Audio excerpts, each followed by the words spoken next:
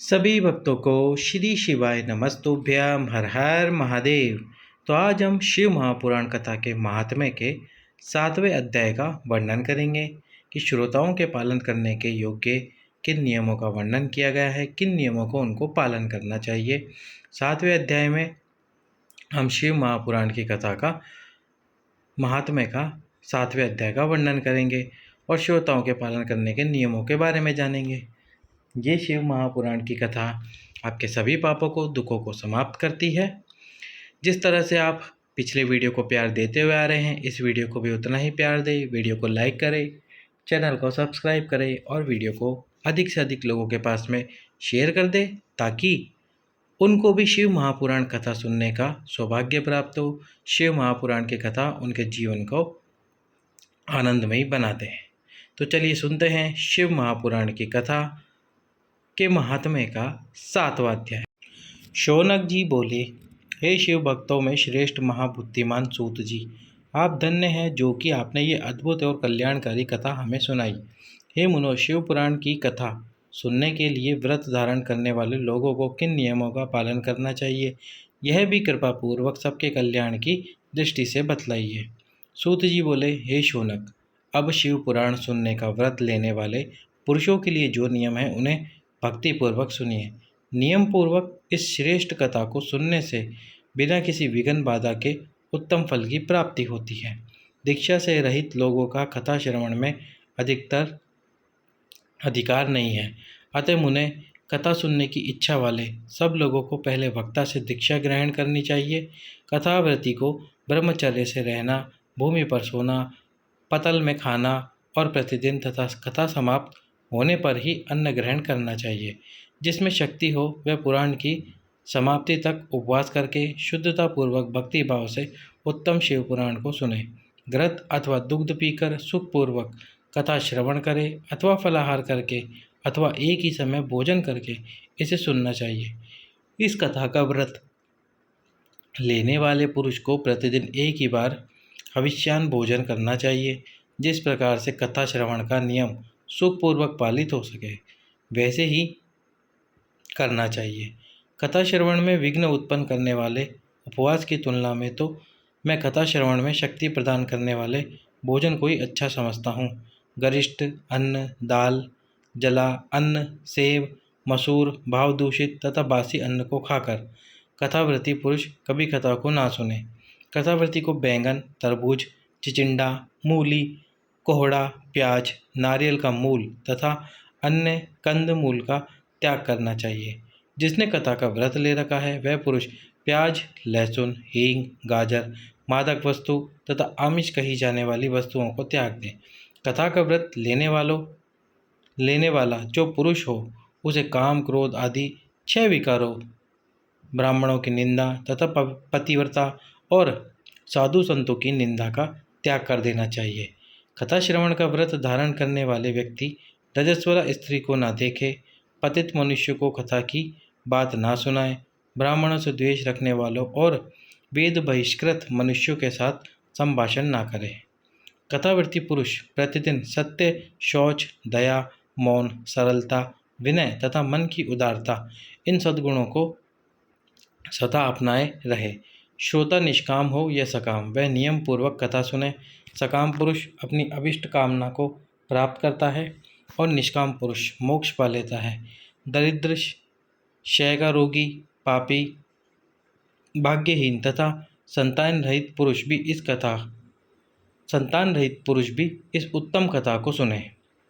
काकवंद्या आदि जो 7 प्रकार की दुष्टा स्त्री है तथा जिस स्त्री का गर्भ गिर जाता हो, इन सभी को शिव पुराण की उत्तम कथा सुननी चाहिए। हे मुनो, स्त्री हो या पुरुष, सबको यत्नपूर्वक विधि विधान से शिव पुराण की उत्तम कथा सुननी चाहिए। इस शिव पुराण के कथा पारायण के दिनों को अत्यंत उत्तम और करोड़ों यज्ञों के समान पवित्र मानना चाहिए। इन श्रेष्ठ दिनों में विधि पूर्वक जो थोड़ी सी भी वस्तु दान की जाती है उसका अक्षय फल मिलता है। इस प्रकार व्रत धारण करके इस परम श्रेष्ठ कथा का श्रवण करके आनंद पूर्वक श्रीमान पुरुषों को इसका उद्यापन करना चाहिए। इसके उद्यापन की विधि शिव चतुर्दशी के उद्यापन के समान है। अतः यहाँ बताए गए फल की आकांक्षा वाले धन्य लोगों को उसी प्रकार से उद्यापन करना चाहिए।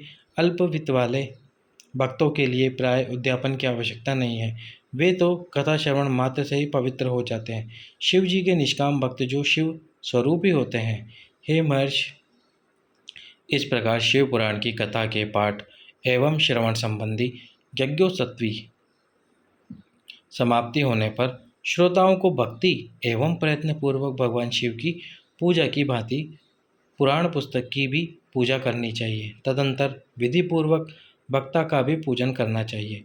पुस्तक को आच्छादित करने के लिए नवीन एवं सुंदर बस्ता बनाए और उसे बांधने के लिए दृढ़ एवं दिव्य सूत्र लगाए, फिर उसका विधिवत पूजन करें। पुराण के लिए जो लोग नया वस्त्र और सूत्र देते हैं, वे जन्म जन्मांतर में भोग और ज्ञान से संपन्न होते हैं। कथावाचक को अनेक प्रकार के बहुमूल्य पदार्थ देने चाहिए। उत्तम वस्त्र, आभूषण और सुंदर पात्र आदि विशेष रूप से देने चाहिए। पुराण के आसन रूप में जो लोग कंबल, मृगचर्म, वस्त्र, चौकी, तख्ता आदि प्रदान करते हैं, वे स्वर्ग प्राप्त करके यथेच्छा सुखों का उपभोग करके पुनः कल्प पर्यंत ब्रह्मलोक में रहकर अंत में शिवलोक प्राप्त करते हैं। मुनि श्रेष्ठ, इस प्रकार महान उत्सव के साथ पुस्तक और वक्ता की विधिवत पूजा करके वक्ता की सहायता के लिए स्थापित किए गए पंडित का भी उसी के अनुसार उससे कुछ ही कम धन आदि के द्वारा सत्कार करे। वहाँ आए हुए ब्राह्मणों को अन्न, धन आदि का दान करे। साथ ही गीत, वाद्य और नृत्य आदि के द्वारा महान उत्सव करे। हे मुने, यदि श्रोता विरक्त हो तो उसके लिए कथा समाप्ति के दिन विशेष रूप से उस गीत का पाठ करना चाहिए जिसे श्री रामचंद्र जी के प्रति भगवान शिव ने कहा था। यदि श्रोता गृहस्थ हो तो उस बुद्धिमान को उस श्रवण कर्म की शांति के लिए शुद्ध भविष्य के द्वारा होम करना चाहिए। हे मुनो, रुद्र संहिता के प्रत्येक श्लोक द्वारा होम करें अथवा गायत्री मंत्र से होम करना चाहिए, क्योंकि वास्तव में यह पुराण गायत्री में ही है, अथवा शिव पंचाक्षर मूल मंत्र से हवन करना उचित है। होम करने की शक्ति न हो तो विद्वान पुरुष यथाशक्ति हवने हविष का ब्राह्मण को दान करे। न्यूतातिरिक्त तारूप दोषों की शांति के लिए भक्तिपूर्वक शिव सहस्त्र नाम का पाठ अथवा श्रवण करे। इससे सब कुछ सफल होता है, इसमें संशय नहीं है, क्योंकि तीनों लोकों में उससे बढ़कर कोई वस्तु नहीं है। कथा श्रवण संबंधी व्रत की पूर्णता की सिद्धि के लिए 11 ब्राह्मणों को मधु मिश्रित खीर भोजन कराए और उन्हें दक्षिणा दे। उन्हें यदि शक्ति हो तो 3 पल 12 तोला सोने का एक सुंदर सिंहासन बनवाए और उस पर उत्तम अक्षरों में लिखी अथवा लिखाई हुई शिव पुराण की पुस्तक विधि पूर्वक स्थापित करे। तत्पश्चात पुरुष आवाहन आदि विविध उपचारों से उसकी पूजा करके दक्षिणा चढ़ाएं। तदंतर जितेंद्रिय आचार्य का वस्त्र, आभूषण एवं गंध आदि से पूजन करके उत्तम बुद्धि वाला श्रोता भगवान शिव के संतोष के लिए दक्षिणा सहित वह पुस्तक उन्हें समर्पित करे। हे शौनक, इस पुराण के उस दान के प्रभाव से भगवान शिव का अनुग्रह पाकर पुरुष भवबंधन से मुक्त हो जाता है। इस तरह विधि विधान का पालन करने पर श्री संपन्न शिव पुराण संपूर्ण फल को देने वाला तथा भोग और मोक्ष का दाता होता है। हे मुनो, मैंने आपको शिव पुराण का ये सारा महात्म्य जो संपूर्ण अभिष्ट को फल देने वाला है बता दिया। अब और क्या सुनना चाहते हैं? श्री संपन्न शिव पुराण समस्त पुराणों का तिलक स्वरूप माना गया है। यह भगवान शिव को अत्यंत प्रिय, रमणीय तथा भवरोग का निवारण करने वाला है। जो सदा भगवान शिव का ध्यान करते हैं, जिनकी वाणी शिव के गुणों की स्तुति करती है और जिनके दोनों कान उनकी कथा सुनते हैं, इस जीव जगत में उन्हीं का जन्म लेना सफल है। वे निश्चय ही संसार सागर से पार हो जाते हैं। भिन्न भिन्न प्रकार के समस्त गुण जिनके सच्चिदानंदमय स्वरूप का कभी स्पर्श नहीं करते, जो अपनी महिमा से जगत के बाहर और भीतर वाणी एवं मनोवृत्ति रूप में प्रकाशित होते हैं, उन अनंत आनंद घन रूप परम शिव की मैं शरण लेता हूँ। तो इस प्रकार से शिव महापुराण का महात्म्य का 7वां अध्याय समाप्त होता है। सभी भक्तों को श्री शिवाय नमस्तुभ्याम। हर हर महादेव।